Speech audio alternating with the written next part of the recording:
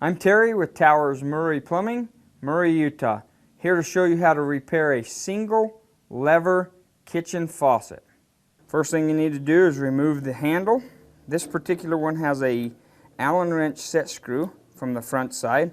Some of them will have a on top that needs to be removed. Move on to the next part of it is the escutcheon or sleeve, usually unscrews. This particular one has a second handle mechanism that needs to be removed.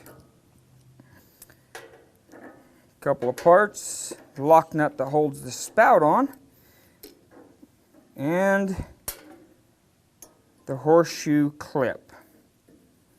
At this point, you may need a pair of pliers, needle nose pliers, possibly even a tool to help remove a difficult cartridge. Pull your cartridge out. You're now ready to match it up and reinstall your cartridge. Everything just goes back in reverse. Slide your keeper back in, spout lock nut back on, and the rest of your handle mechanism.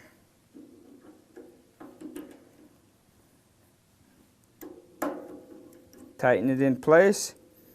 Like I say, each one's going to be a little bit different. Some of them are going to have a set screw, an Allen wrench set screw, flathead screw, or just a screw, flathead screw from the top.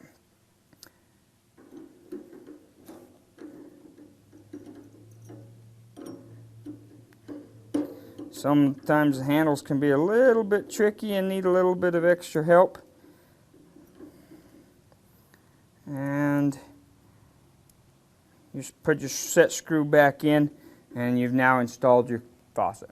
And again, I'm Terry with Towers Murray Plumbing. We've just shown you how to repair a single lever kitchen faucet.